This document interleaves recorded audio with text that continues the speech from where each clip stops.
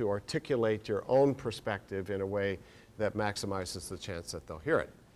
All right, so let's take a break. Okay, so if you would turn to page 3, speaking skills. And then we're going to get a chance to practice. And again, you'll see these are the classic communication skills, but hard to do in political differences. By the way, I did a workshop in Maryland that happened to have like 8 or 10 psychotherapists in the room, right? Who like do these skills for a living. And what they said was that they had never thought to apply them to political conversation. And there was a minister who does like full-time interfaith dialogue, and he said he never thought to apply the skills he does there to this work. So some of it is developing, refining skills, and some of it is to the extent to which you have already some of these down. It's like applying them in an area that can be particularly challenging. Okay, so the first is using I statements. This is how I see it. More often than truth statements, this is how it is. So blue example, it sure looks like Trump fired James Comey to short-circuit the Russian investigation rather than here's why Trump fired James Comey.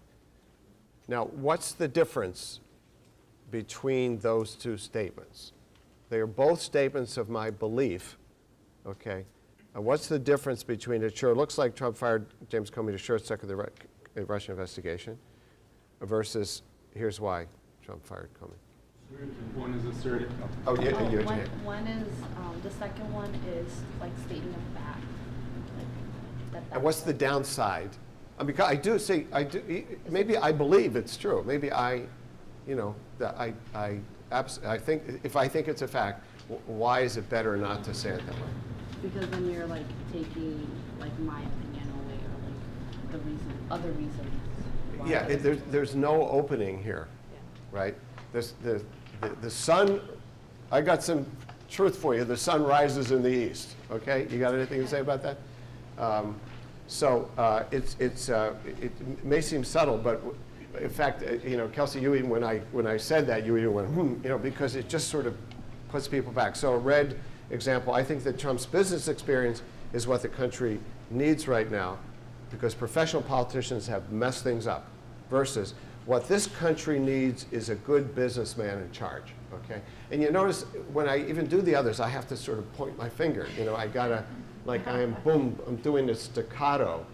The first one makes the point, and it makes it in a way that isn't in your face. Okay, so I statements more than truth statements. Yes, Mike? A question about the second half of that statement. I think Trump's business experience is what the country needs, right? Because professional politicians have messed things up. That is a truth statement or a fact statement. Is there a problem in interweaving an I statement with a truth statement? Maybe that's not the best example. I think since this is a political discussion, I think that Trump's business experience is the main thing here. So I don't imagine that the other person is going to feel real defensive about professional politicians. I guess if I was talking to a professional politician, they might. But anyway, yeah, that could be. I could have said because I think professional politicians had messed it up. Yeah. I'm just thinking that part of what is characterized in these differences is a tentativeness that's not necessarily an I statement. It isn't really the key factor as much as the not saying it's this and only this and I'm the authority on it. So there's something about the tentativeness, tentative might not be the right word, but non-authoritarian statement. The non-authoritarian, which tends to be when I say this is my belief, this is what I think, it really seems to me. And I want to be able to do this in a way where I'm making a strong statement, where I'm expressing my belief here. But in a non-authoritarian tone. It doesn't come with and you'd be an idiot if you disagreed with me. Yeah. I think, or just, you could think of it as an objective versus subjective continuum, right? Yeah, I yeah, mean, yeah. You're just, in a sense. Yeah, that's right. Yeah, I'm not doing the, oh, maybe it's possible that, so I'm not way on the subjective end, but I'm not on the objective, this is and that, because that comes across authoritarian. So using I'm concerned, worried, troubled expressions, rather than definitive, this is what will happen ones when referring to the future. So it's the same theme here. A blue example, I'm afraid we're going off a cliff on climate change and that there will be no coming back. Versus, we're going to have to evacuate coastal cities before this century is over. The second one could easily elicit, well, I just read in the New York Times magazine about what they're doing in the Netherlands to build, reservoirs for their water and blah, blah, blah. And I think technology, because I just went like, drilled right down, this is what's going to happen, and it just sort of invites a fact opposition to it.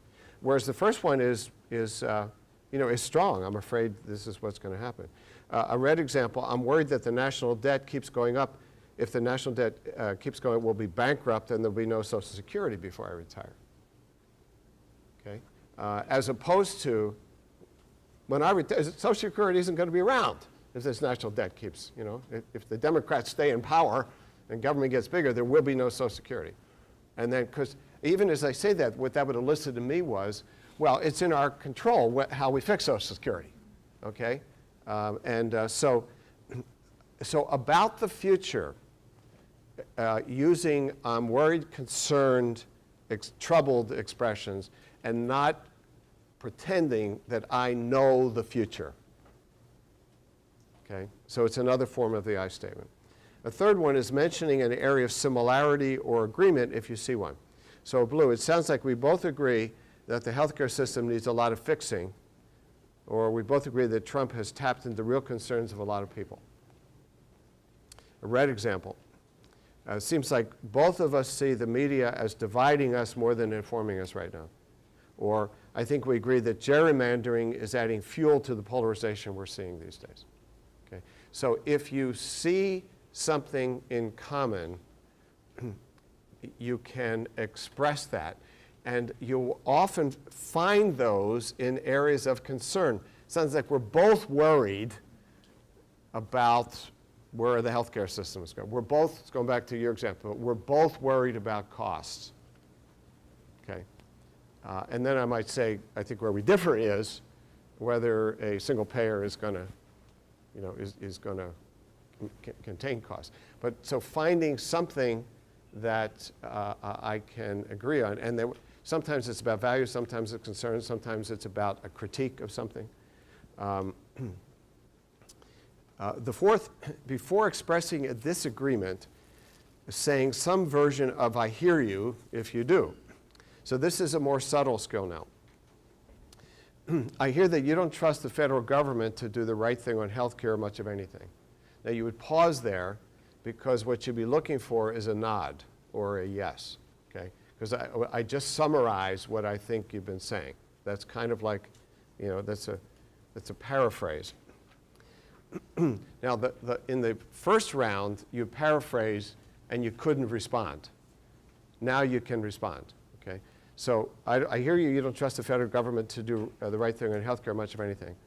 What I want to say is that I think that only the federal government has the resources to guarantee good health care for everyone in the country. The market isn't going to do it, and some states are just too poor to support health care. Okay? So I acknowledged you don't trust the feds on this or anything, much of anything. And then I gave you my reason why I think in this case the federal government should take the lead. Back and forth, okay? The first thing acknowledged your position. So you don't, when I make my statement about why I think the federal government should take the lead here, you're less likely to simply reassert your view that the federal government doesn't do anything right. Because I just acknowledged that that's your view. I've granted you that, and then I've defined my view on it. A red example. I hear that you think that federally backed health care is the way to go. Pause to make sure we get that right. And from my point of view, the federal government has a really bad track record of running domestic programs, and I can't see it doing a good job when something as complicated as health care. I prefer a market approach with state help for people who can't afford insurance. So you would go back and forth between acknowledging that I heard you on this, I heard your view on this, you think single payer or whatever is the way to decide. And then maybe in particular, if I'd been listening, say, because you think it's going to contain costs and it's going to get access. Here's where I am on it. Can you see that is a respectful back and forth where I am granting you your position and then I am defining my position.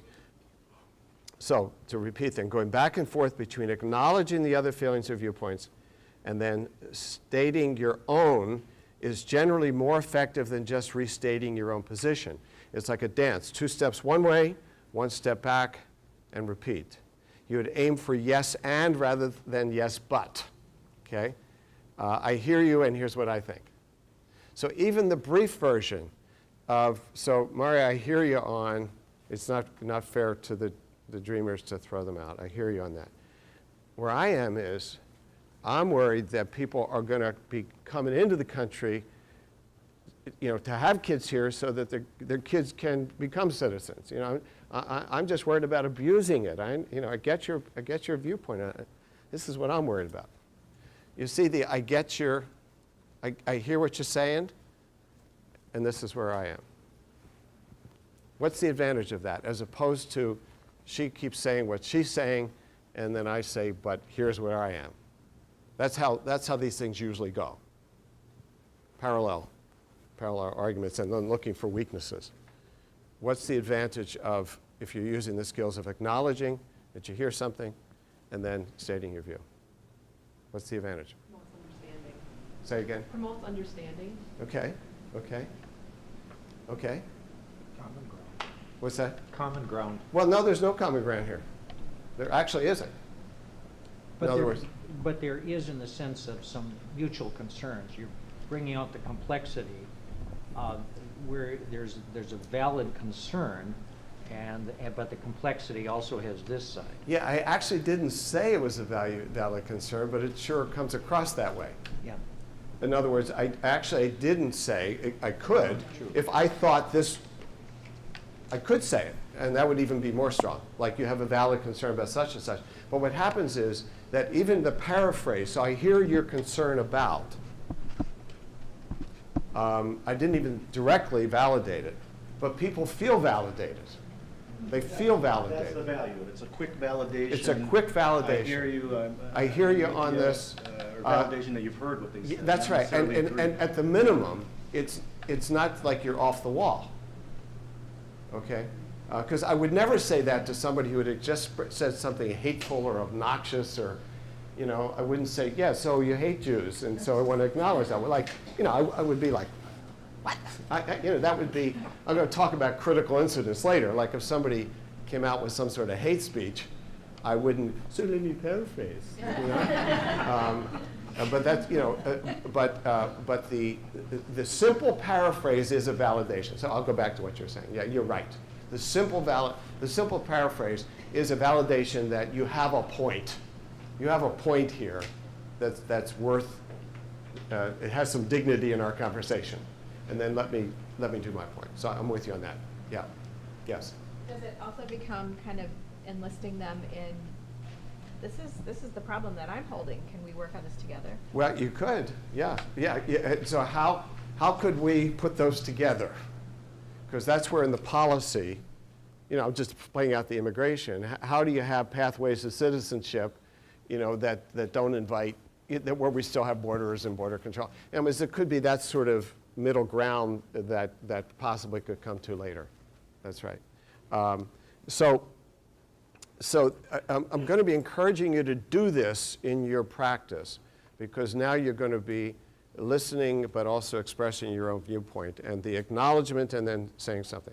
And number 5, if you feel very strongly about an issue, saying something about what life experiences have led you to be passionate about this. So stories humanize issues and make passionate political people come across as human beings who care. A general example would be I've worked in healthcare my whole career, and I've seen things that disturb me a lot. And that could be a red or a blue saying that. So back to costs. I've seen such waste, and in Medicare, okay, that makes me not trust Medicare for all, because I've seen it, okay? Okay, well, there's something there behind that. And then you could say, what if, you could ask them for their story. But you could also say, so I hear you on that, Bill, that you have seen it firsthand. My understanding is, and maybe I'm not an expert at this, but there's more waste in the private insurance world than in Medicare. What I figure I heard the other day, it's like 2% overhead for Medicare and 20% for, so I'm not sure how to put those together, but I hear you, what you've experienced, and this is what I understand to be the broader perspective, okay? So I'm not invalidating your experience, but I'm not just saying, well, geez, there's nothing more to say on the topic if Bill Adams has had this experience, okay? But you notice what I did was I said, and it's true, I'm not a health economist, but this is what I understand from what I have read. Okay, so we're having an exchange here that isn't just me saying your personal reality is the only one that's there, but I'm respecting his personal reality.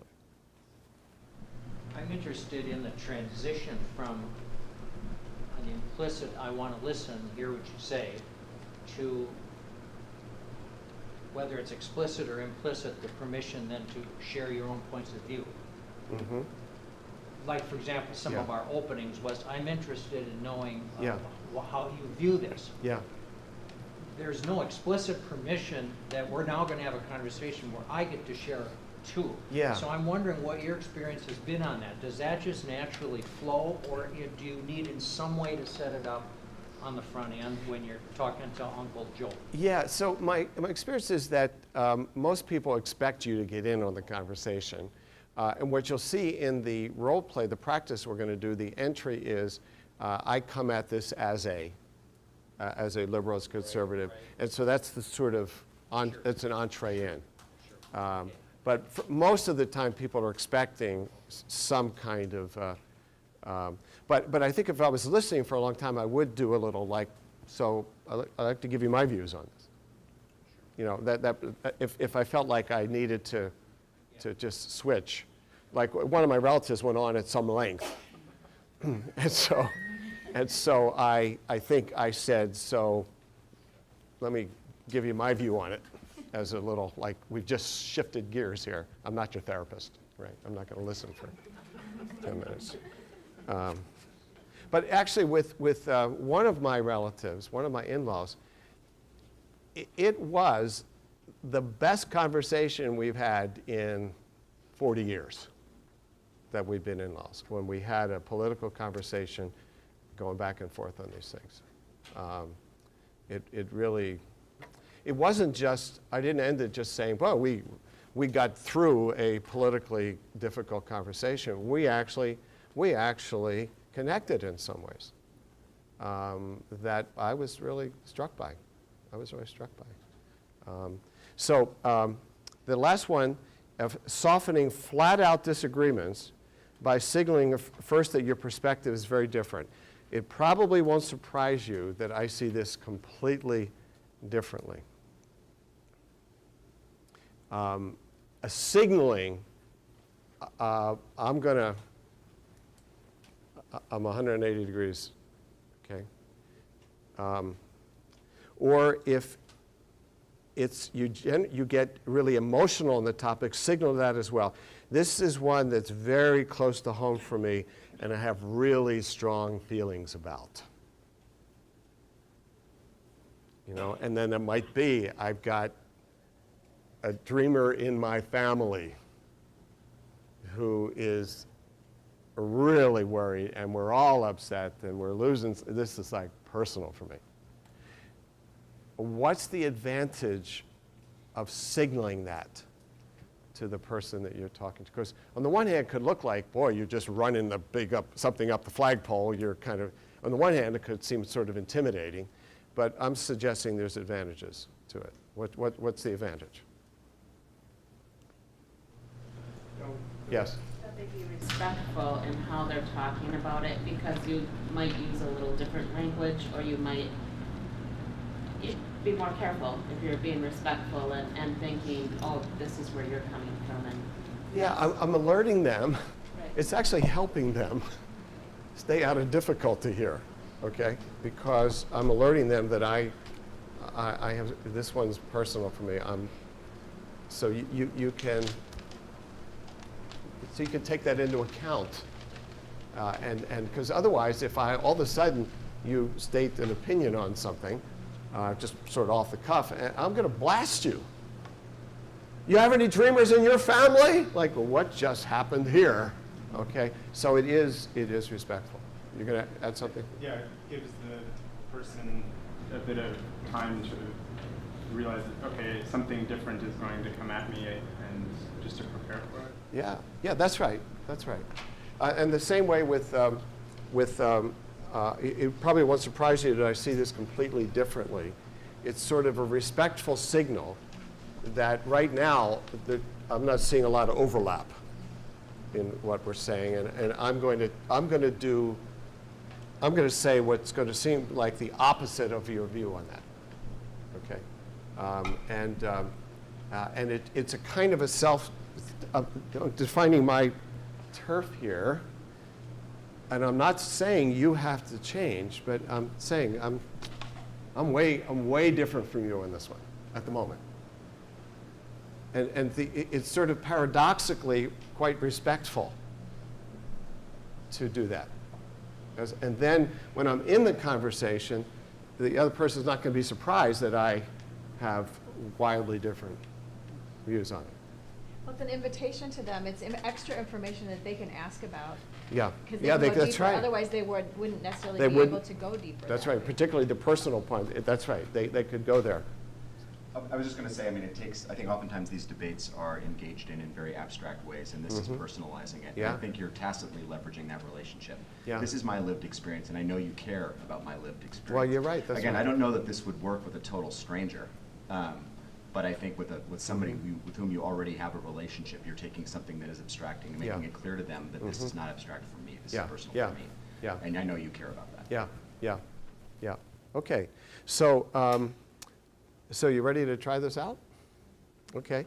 So if you would go back to page 5, and for you guys 6. These two have had the advantage that they haven't had a role play. They'd just be themselves here, you know. So round 2, speaking skills. We're going to use the same format. You're going to stay with the same topic of immigration and healthcare. And you're going to make the shift. So we'll say, so who's got the blue in their hand here? Okay, so who's got the blue? So you don't have to trade, but whoever's got the blue is going to go first using the skill. Okay, and the way you're going to start this is, as you know, I come at this from a, whatever word you use, liberal, whatever word you want to use, perspective, okay? That's your transition. And then use I statements to express your views and concerns on the topic, and acknowledging the other person's perspective as you go.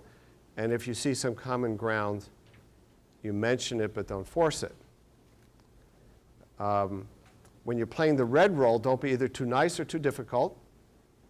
Now, if the blue uses these skills, which are, you're still going to be listening.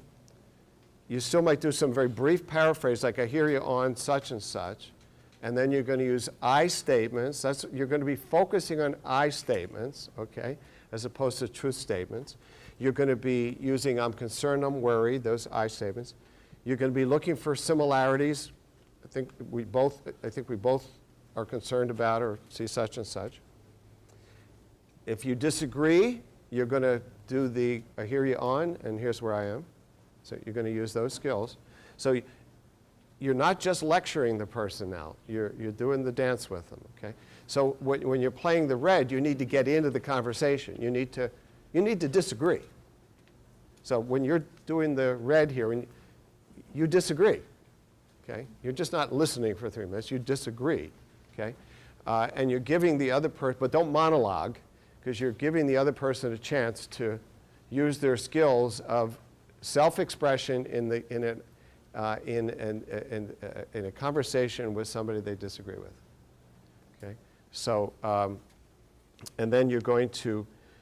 So when you're the red, though, when you're playing a role, if the other person is using the skills well, go with your intuitions. And feel free to soften a bit if you're feeling heard and if the other person is sounding reasonable. Don't surrender. Like if you were for the wall, don't say, well, now after 3 minutes I see that's completely stupid. And what was I thinking? Don't do that. But don't feel you have to dig in if in fact the other person is seeming reasonable. And I'm saying that because in one of the workshops, somebody actually felt like acknowledging common ground, but thought he had to just dig in as the red. Okay, so you don't. On the other hand, if you're not feeling respected in the conversation, if the person is not using the skill well, dig in. Dig in. So go with your intuition on it. It's sort of like, if you follow what I'm saying, you're in an actual conversation. You're not a parrot. And you're playing off the person who's with you. So if you feel like this, you're being treated well and respectfully, it's okay to soften. You get that? Okay. So you got your red, you got your blue, and your opening line is, as you know, I come from a such and such perspective, political perspective, and then get into the conversation, briefly start to state your own view on immigration or healthcare. Any questions? The red starts. The blue starts. Right. The blue starts because the blue is using the skills. So thank you. That's why I asked if there are any questions. It's complicated.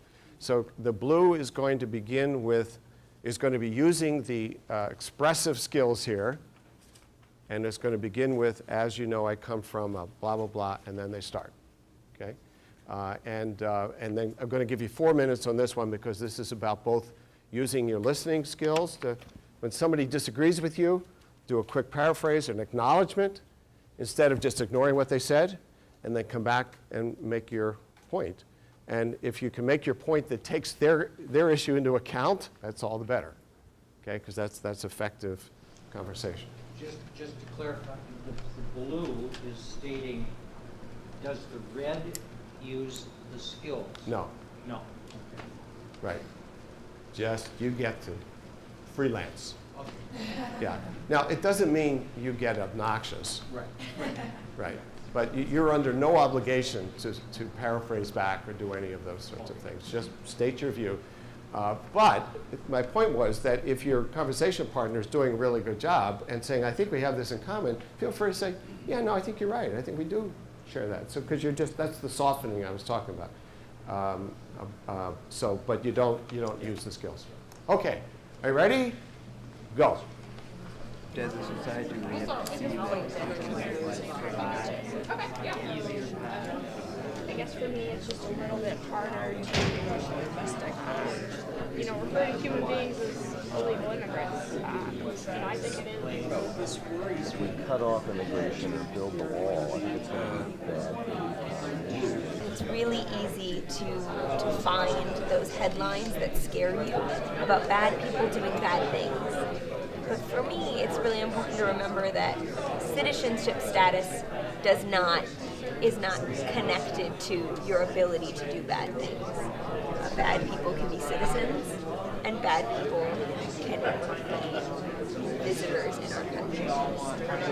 We care about cost too, right? The main thing is we got to get the cost of health insurance down.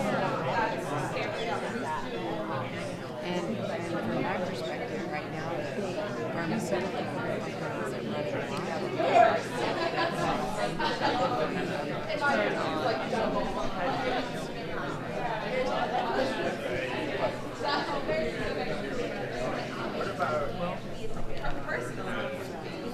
I'm not sure that we benefit economically, because from what I see, illegal immigrants get a lot of social services and other support that my tax dollars So I are think paying for. And that strikes me that's the thing as about unfair. Right? How do we know that illegal immigration helps the economy? Doesn't it hurt us? From my perspective, I don't see illegal immigration hurting us. I see it as benefiting us because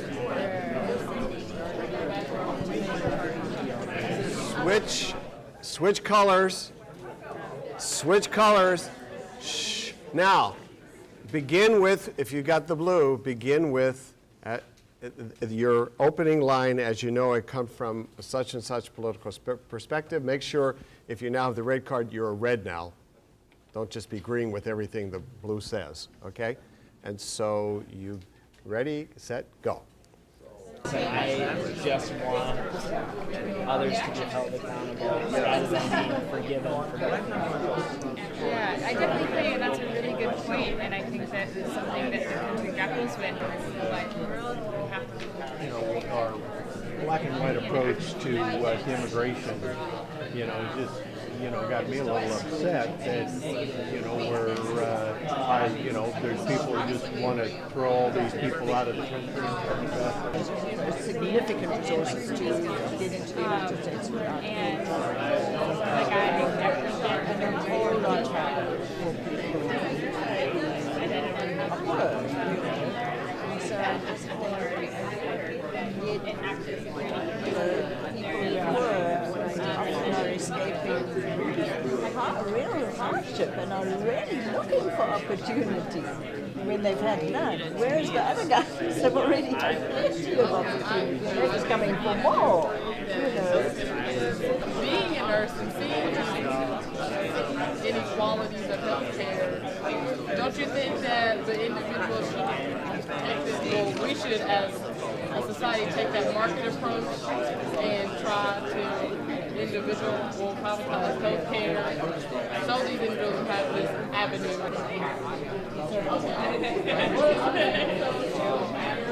So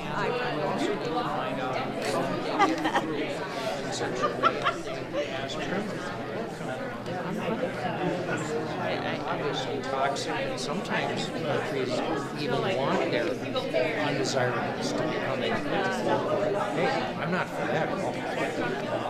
But I think that to just do an extreme where you're sending everybody back. All right. First is what went well, either in what you felt you did yourself or your conversation partner did, and what went well? We broke the rules a little bit and didn't stick with a single topic. So when we switched roles, we also switched topics, and we did it last time as well. Mm-hmm. And I wasn't sure that necessarily that was a good thing to do, but let me tell you what I thought worked with that.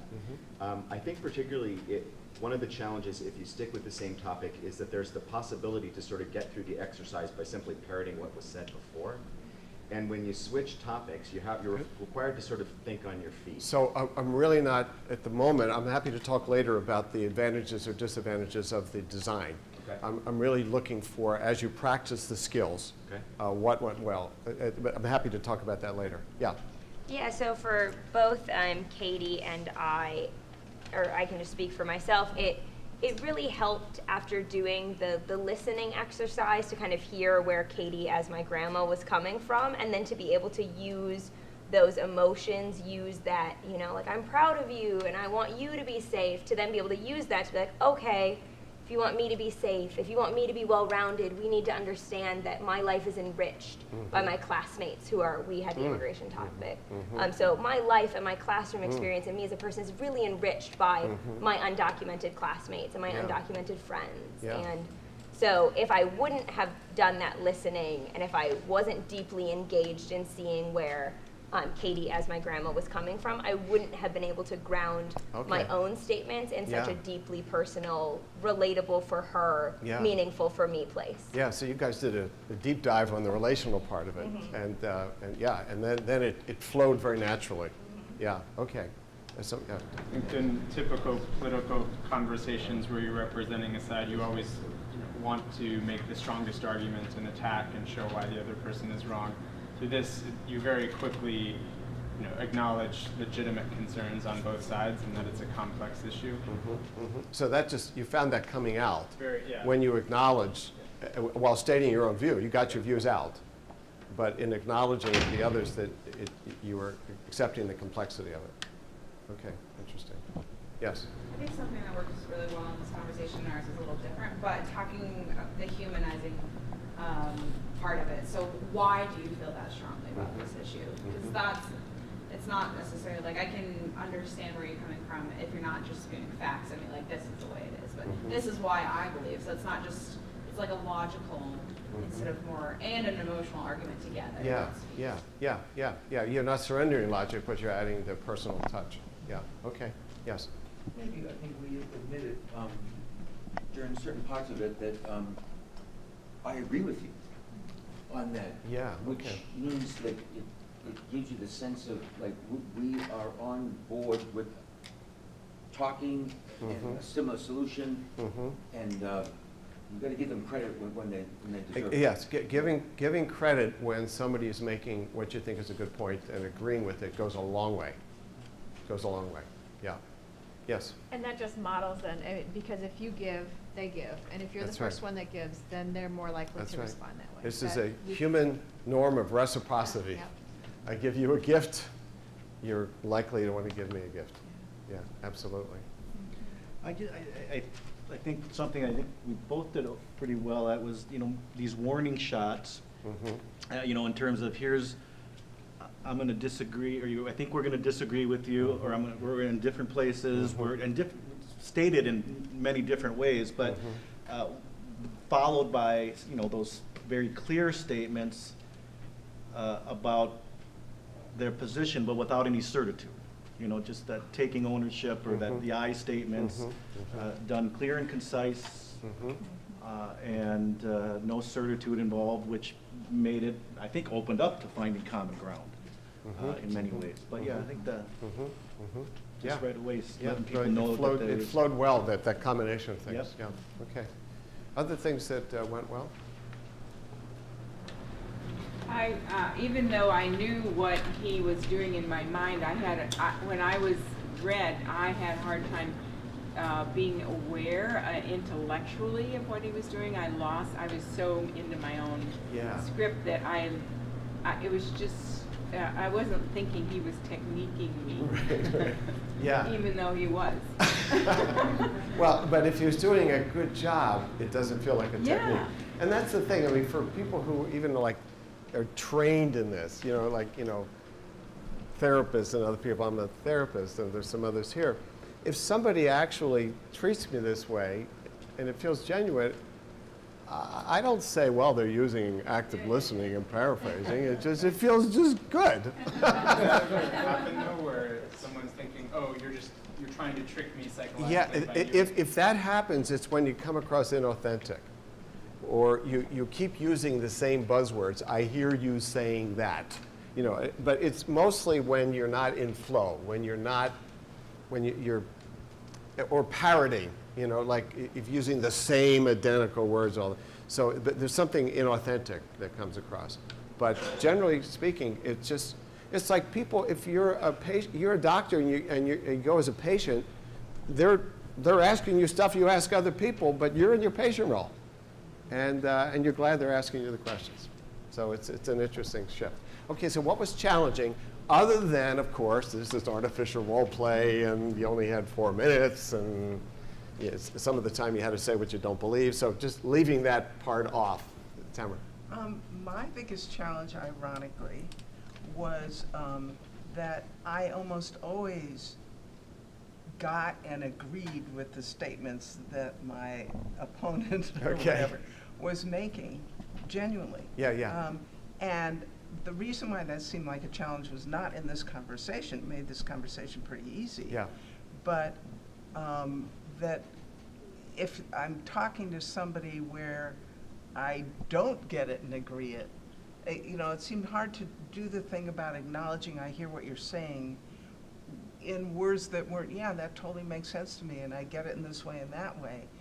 So that line between I hear you and we have common ground is fuzzy to me. So it's interesting when you said that I hear you and totally makes sense to me, that's actually like finding common ground. That's beyond the basic that I hear your point. Right. And that's what I was saying, that it's hard for me to imagine how I would do this when I didn't actually there you go. agree. So that you'd have to practice when you had somebody less reasonable, right? Where you're doing the minimum. I hear you that the only way to keep Mexicans out is a wall. I hear you on that. Okay. And then let me tell you, I want to say then why I think that's for me, a terrible idea. So let me just say. So that you have to find somebody to practice that one on.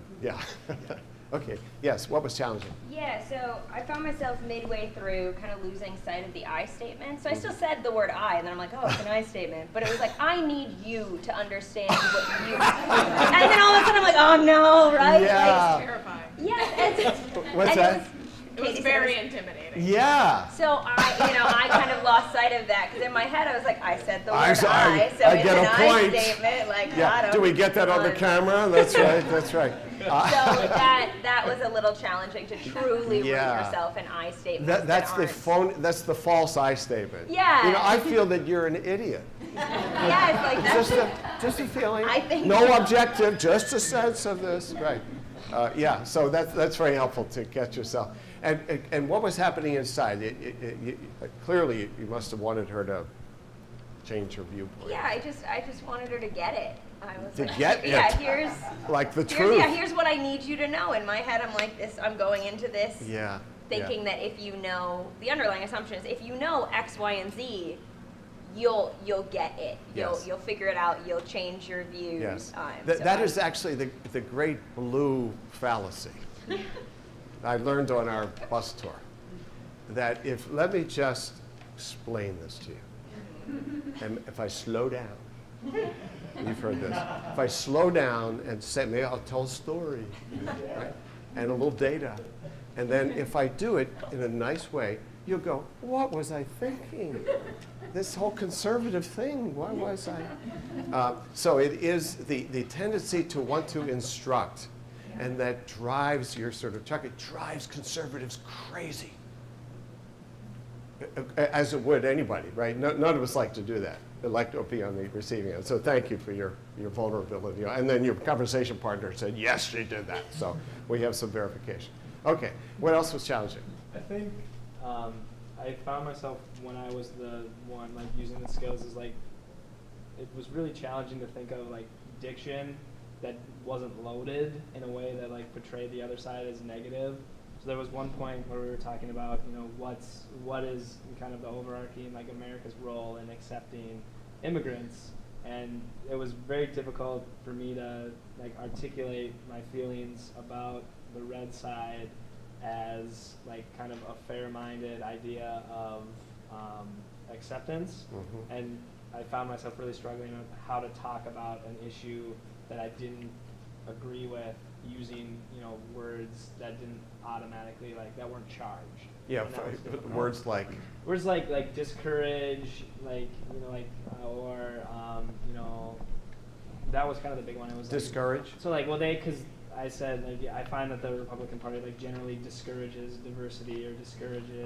Yeah. And that so was, big generalization. Right, exactly. And it was tough to kind of on the fly think of ways to respond to an argument that I didn't agree with without immediately using like connotatively negative wording. Yeah. So let me offer a thought there. You could soften it by saying, this may not be accurate, but I have this view of Republicans in general as like really hating immigrants, or I mean, whatever it was, okay? And you know, that's in me. That view is in me, okay? And so I have put it out because in some ways it can be hard to stay authentic in the conversation when you have that view.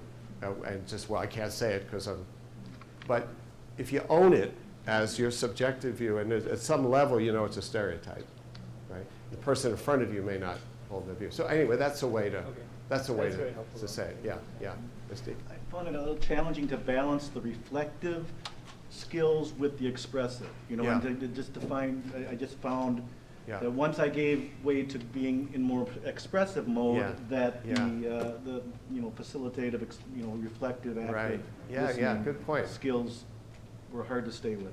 Yeah.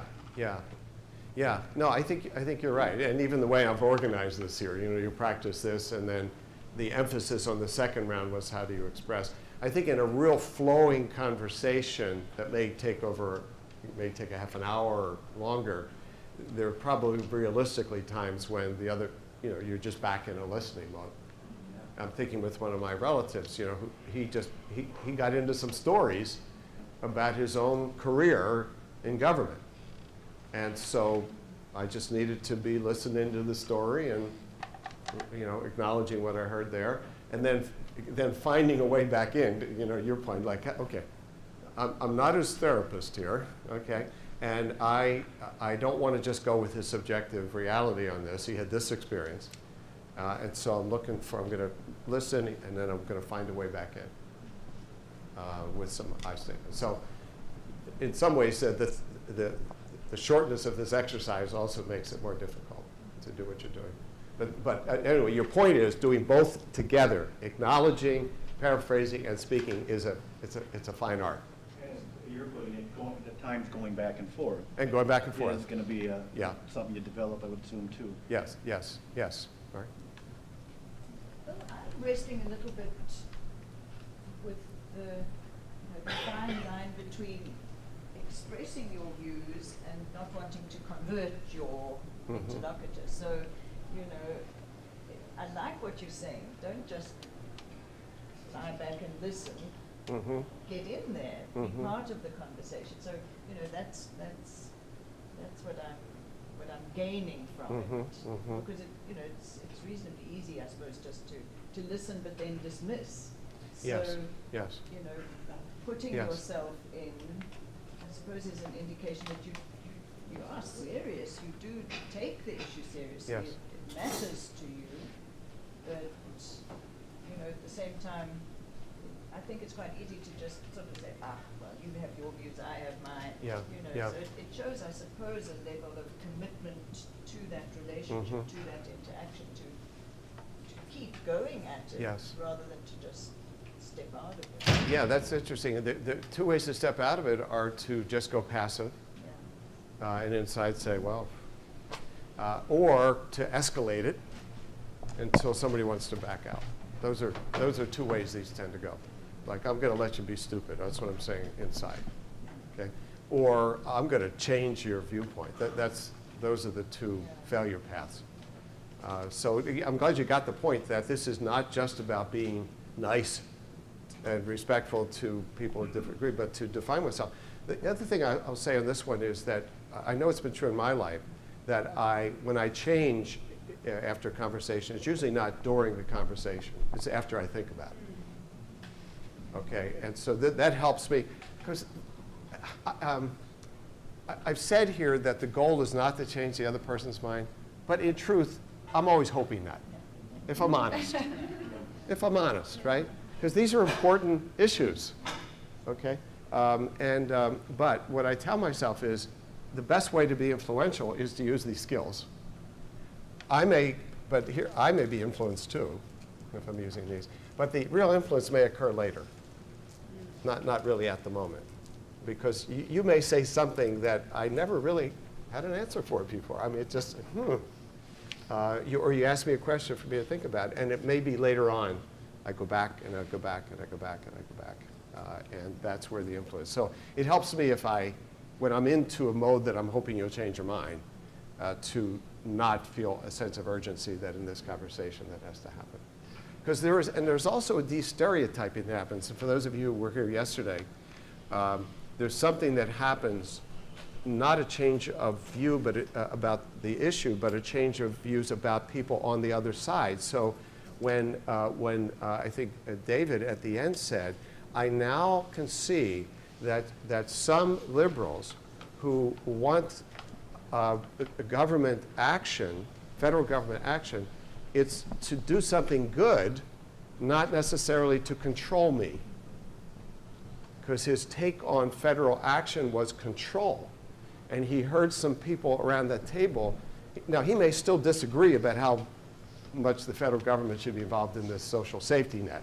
But he saw motives to help people in need that were not the same as to control people.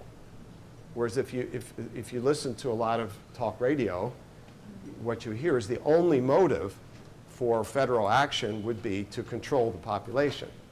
And he was hearing from some other people. So I don't think he maybe changed his mind on any issues, but he saw the other side in a more nuanced way.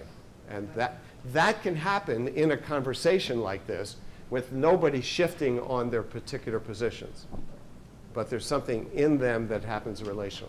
That's a common theme that you've seen. Yes. In that particular issue area, or? Well, he said it more clearly than most. I mean, that was just so powerfully stated. Yeah. Another powerful thing yesterday, by the way, was when, was it Zach? Who was the other? Wyatt? Anyway, right. From the U of M? Yes, when he said that what he tended to do was to assume that the other side wanted the outcomes that he was afraid were going to happen from their policy. In other words, what I would call the unintended consequence, like of keeping people in the population dependent on government. That's a prominent conservative concern about the welfare situation. And it's easy to go from that's what's going to happen to that's what the other side wants to happen. And he named that so beautifully. That has stayed with me for the last 24 hours because I see it all the time on both sides. That if your policy is going to keep people, I think, in poverty, you must want people to be in poverty. That's your goal. You wake up in the morning. I want to keep people poor. Whoa, once we go there, I mean, how can I have a conversation with you if I think that's your motive? So what if you do think that about the other person? His point was that he's realizing that was what he was assuming. And I think that happens a lot on both sides. But when you're in a conversation with somebody in a respectful way, and you can, and you hear their concerns, you don't automatically go, well, this person basically wants terrible outcomes. Even though I think that's what may happen. Okay, so the last part, a great conversation on that. So the skills for difficult moments, and then we're going to finish up. So if you go to the bottom of page 3.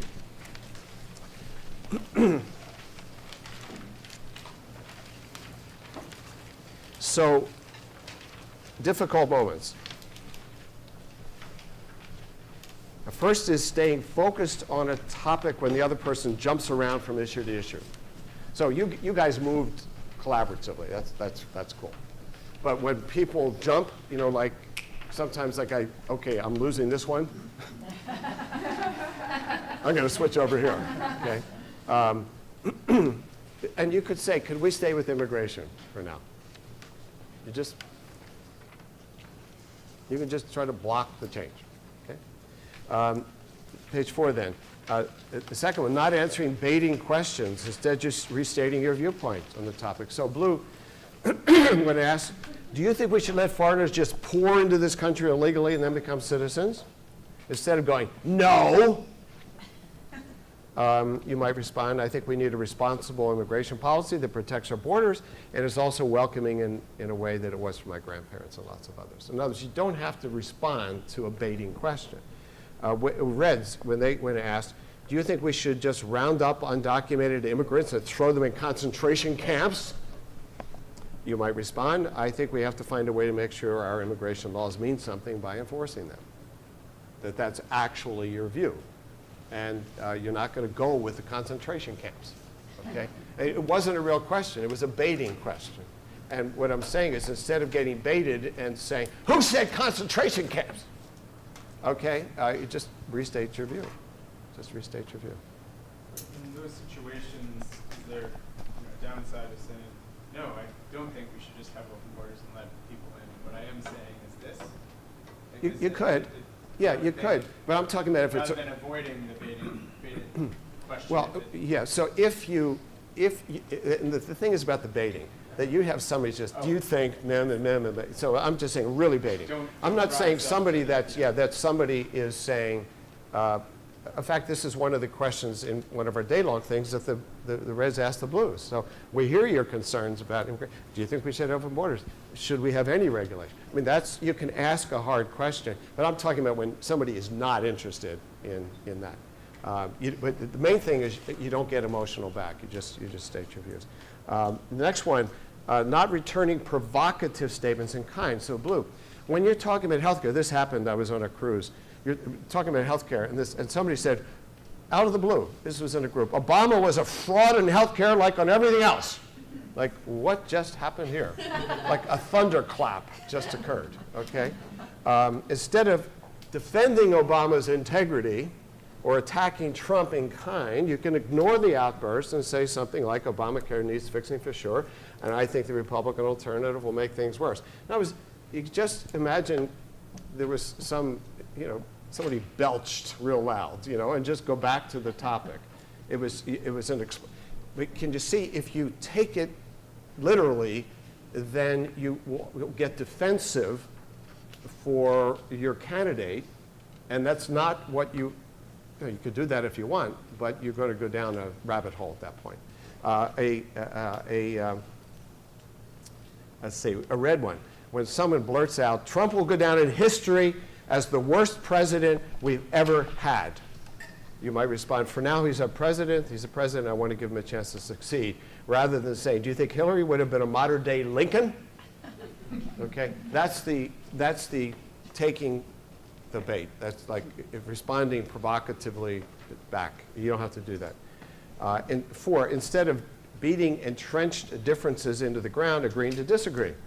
We both have strong feelings about this, and I don't think we're going to convince each other at this moment. And then the last one, if the other person, this is for the, how do you exit? If the other person is upset and no longer listening, exiting the conversation in a low-key way. Examples could range from, well, we sure figured that one out, to concern, I don't want to keep going and end up with bad feelings between us, to simply exiting stage left, gotta go, to be continued, or the Twins really may make the playoffs this year, okay? So you could go there. You could go to the Minnesota version of, how do you think the winter's going to be this year? But only after you've tried other things, okay? But what I'm saying is it's important, and I've learned this in the workshops, that, because some people have said that this last set of skills were really important to them, because with some relatives, if they didn't have an exit strategy, they were never going to get in. And so you do not have to be baited. You don't have to allow your worst self to come out, attacking, counterattacking. You don't have to listen to harangues that go on and on. You can just can we agree to disagree? Can we call it quits for now? Can we take a break? Can we, gotta go. And that's okay.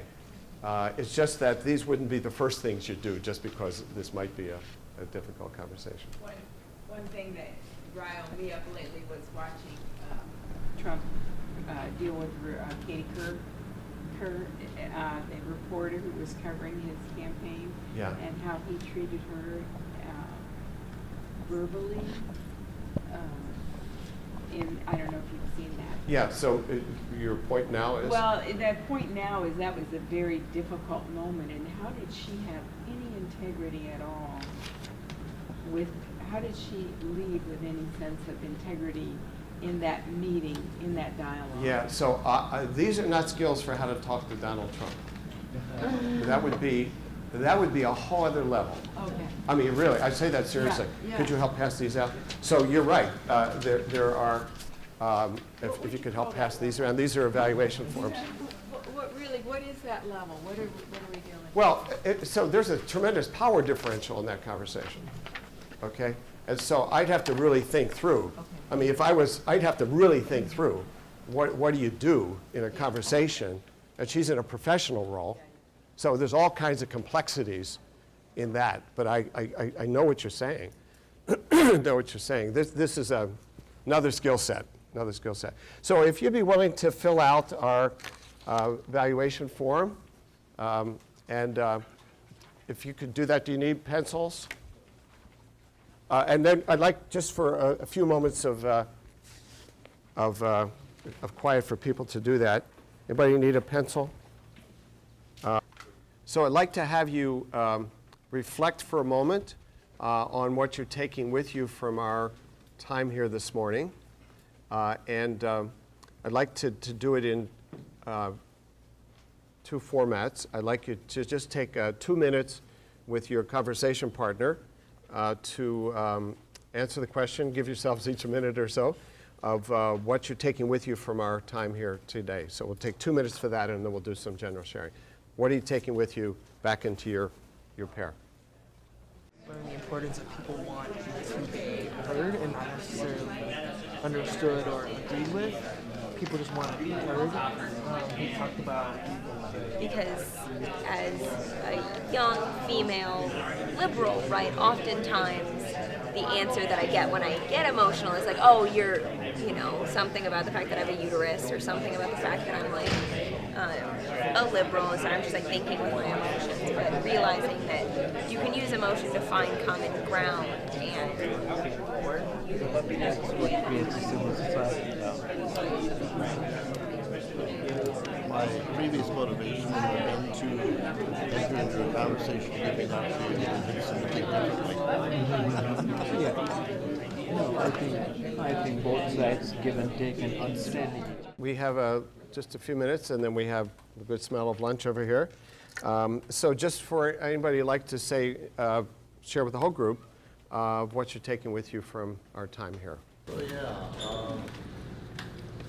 it changes my motivation for having the conversation in the first place, because I think I would have had the conversation give me the opportunity to convince them to think differently. So now it's really to learn what it is that they think, and maybe why they think it, so that I really understand what it is that their belief is. So I'm not there to convince them to think differently. And since you're not there to convince them, you're more apt to actually have the conversation. Yeah, okay. Yeah. I think this is the only way we can reach a civil society. That's the biggest thing for all that, you can always, you're not going to agree with other, with others on the other side 100%, but you can understand them. And next time there's a problem, we can go and talk. Yes. And maybe we can reach some common ground. And we'll find out later on that after this extremism is gone, that we have more things in common. Do you want to briefly mention what you're doing here at the forum? Oh, sure. I have a forum at Oxford, Marie, you know that, and we'll be talking at 2 o'clock. That forum, if anybody wants to come to that, I'd love to have you. And you're talking about dialogue and democracy, and how, what are the pitfalls of democracy, how we can improve it, and also take a look at redefine democracy, and what is the scope, and drawbacks and all those things, and how we can increase those scopes. And this is not right or left, we're talking about our democracy. our democracy, and these are skills for democracy. That's right. And we need this kind of skill to have the democracy work. You know, when we are united, we're much stronger than we're divided like we are now. Then we have to do that. Thank you. And we have to forget about Trump, forget about Hillary. You know, that we talk about what are the American values. Those values that affect us and affects the whole world. Thank you. That's what we need to do. Right. And your work is of that. We need that to bring the civility back here. Thank you. Well, I'm starting to put it like this. A solid democracy requires trust and making their best decisions out of the neocortex. And essentially what we're trying to do is move from the reptilian brain to the neocortex in our relationships.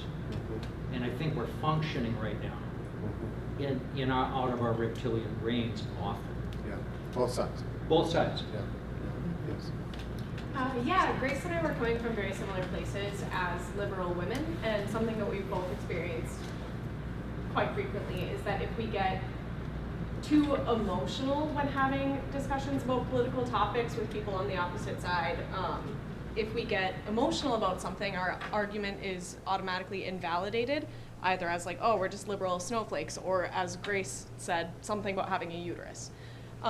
So what was really beneficial for us from this exercise was learning how to respond rationally and still being able to express like your personal connection to a topic without kind of getting baited into the really inflammatory rhetoric and having your argument tossed aside. Yeah, yeah, that's beautifully said. I think of it being responsive instead of reactive, and because reactive comes from it bypasses the cerebral cortex, but responsive means I'm fully there.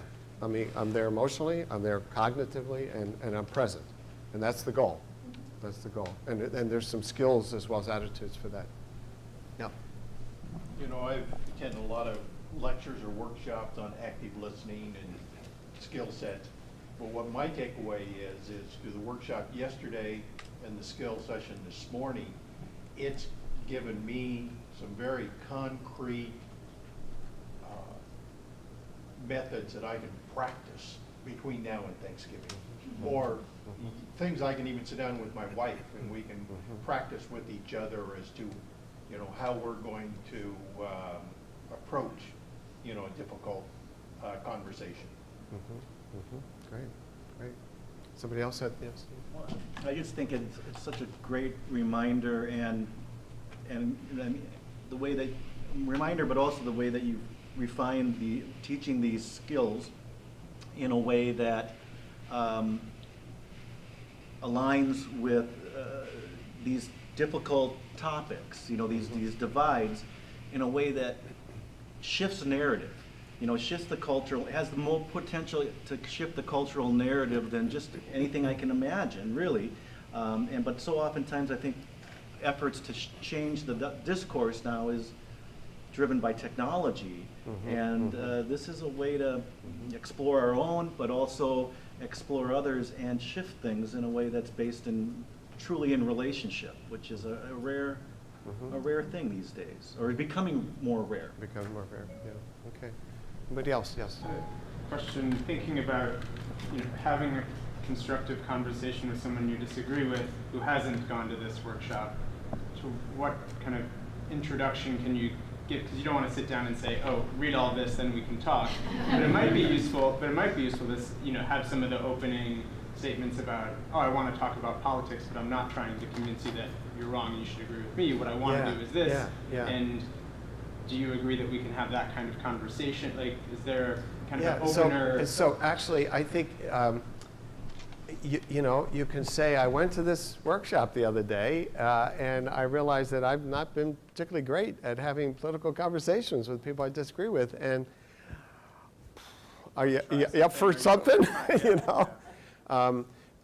It's because in a relationship, you don't want to come across like, now, I know a lot more than you do because I've been trained. Right? And so what I realized how often like with a relative or friend, I cite where I got something. Like I was reading this in the Times the other day, because like, well, I'm not an expert on this, so it references it. And so I think it can be really helpful to say, I went to this workshop and I realized I'm trying to do better with some stuff, and you game, right? And that way you're doing a kind of one down, which is really important in close relationships, to not come across one up. And so anyway, that's the way I might do it. The great thing about doing these workshops at this forum is there's food afterwards. But I really have enjoyed this workshop. I've taken notes about ways I think I can keep improving and tuning this. And I appreciated particularly everybody's people's vulnerability about saying what was a struggle about this.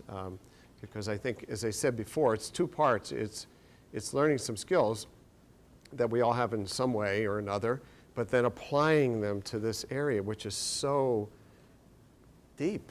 I mean, it's so values-based and so deep. So I appreciate everybody's willingness to be part of this. And Tom, by the way, is the chair of the board of Better Angels. And this weekend he got a chance to experience these workshops.